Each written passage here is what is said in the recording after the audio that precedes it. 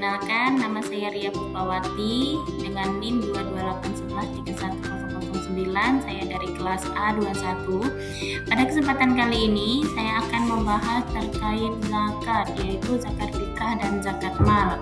Yang mana fungsi zakat fitrah dan zakat mal ini adalah untuk penyucian diri.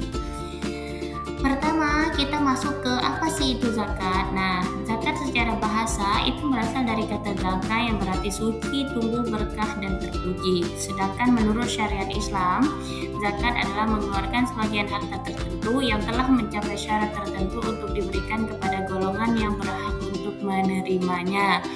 Dan orang yang berhak menerima zakat itu disebut dengan asnaf.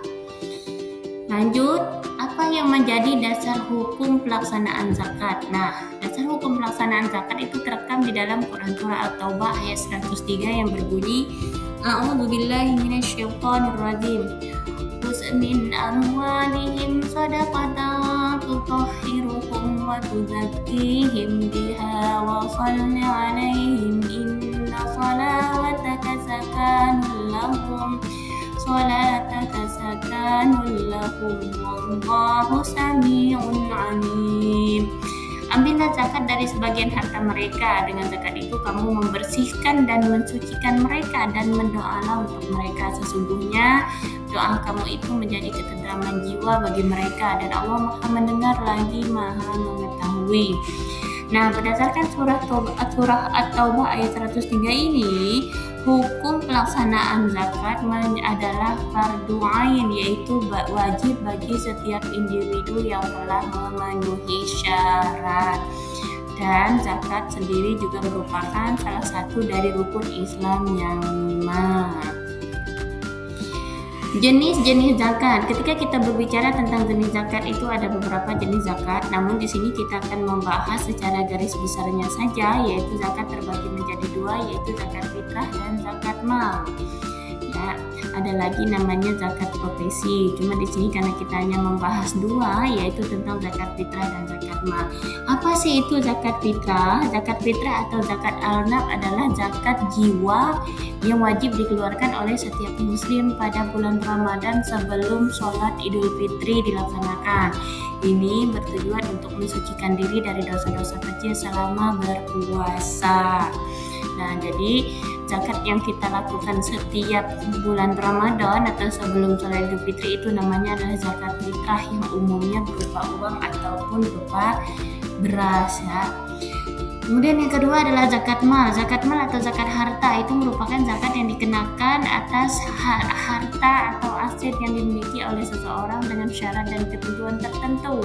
Adapun jenis zakat harta itu meliputi emas atau perak, uang simpanan, hasil pertanian, perdagangan, hewan ternak, hingga juga penghasilan atau profesi. Nah, jadi sebetulnya secara garis besar zakat itu terbagi menjadi dua, zakat fitrah dan zakat mal. Seperti yang saya sebutkan tadi, zakat profesi itu masuk ke dalam kategori zakat mal.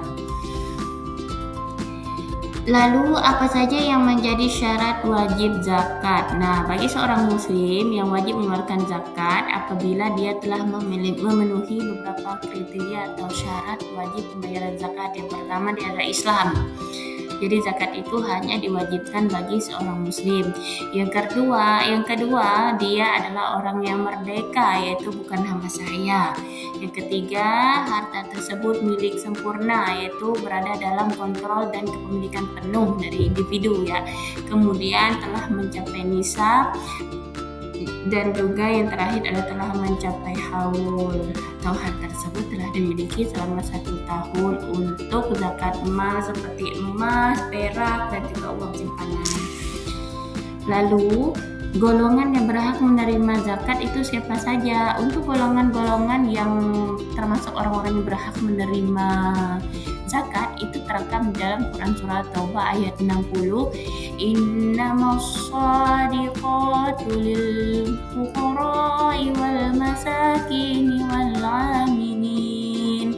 wal 'amilina 'alaiha wal mu'allafati qulubuhum wa fir riqabi wal gharimin wa fi sabilillah lillahi wa banis sabil fariidatan minallah wallahu alimun hakim. Shadaqallahul azim. Nah, jadi yang tergolong dalam kategori asnaf atau orang-orang yang berhak menerima zakat itu yang pertama adalah orang-orang yang fakir, yaitu orang yang tidak punya harta dan juga usaha. Yang kedua adalah orang miskin, yaitu orang yang punya usaha tetapi tidak cukup untuk kebutuhan dasar. Yang ketiga adalah amil, yaitu para pengelola zakat. Kemudian ada mu'alaf, yaitu orang yang baru masuk Islam atau yang hatinya perlu dilunakkan. Kemudian ada kategori riqab. Apa itu? Yaitu memerdekakan budak. Saat ini relevan untuk pembebasan tawanan.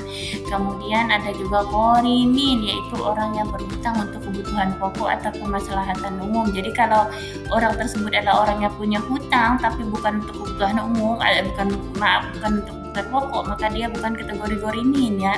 Jadi kategori qorimin ini adalah orang yang dia memang terpaksa berhutang untuk kebutuhan pokoknya, seperti salah satunya makan gitu ya. Berikutnya adalah fisabilillah, yaitu orang yang berjuang di jalan Allah. Dan yang terakhir adalah ibnu sabil, ataupun yaitu para mufasir yang kehabisan bekal dalam perjalanan ketaatan. Lalu ketika kita berbicara tentang besaran zakat, itu berapa sih? Nah, di sini saya fokus ke besaran zakat mal ya. Kalau saya tidak salah untuk besaran zakat fitrah, kalau untuk beras sendiri itu sekitar 2,5 kalau nggak salah ya, 2,5 kilo. Kalau uang itu tergantung dengan kategori beras ya. Biasanya itu dikeluarkan oleh Kementerian Agama. Nah, lalu bagaimana dengan perhitungan besaran zakat? Nah, fokus pada zakat harta berupa simpanan atau uang tabungan dengan ketentuan nisabnya sudah setara dengan 85 gram emas dengan kadar zakatnya 2,5% dengan haulnya adalah 1 tahun. Contoh, misalnya Ibu Sarah memiliki tabungan di bank sebesar 100 juta nih yang sudah menggenap selama 1 tahun, berarti sudah mencapai haul ya. Jika harga emas saat ini adalah 1.100.000 per gram, maka nisabnya adalah 85 gram dibagi 100.000 sama dengan 93.500.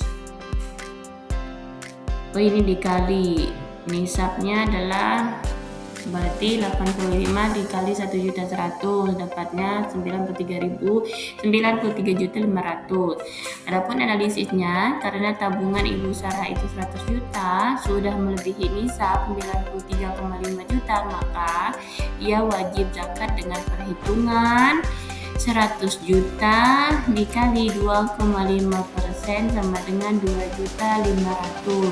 Maka Ibu Sarah wajib mengeluarkan zakatnya sebesar 2.500.000 untuk besaran zakat fitrah. Ingat, kita harus mengingat kembali bahwasanya untuk pengeluaran zakat ini cukup 2,5% dengan ketentuan sudah mencapai haul 1 tahun. Kalau misalnya jumlah uang yang kita tabung dikali dengan 85 gram dikali emas itu tadi belum mencapai harga 85 gram emas, maka tidak wajib mengeluarkan zakat mal.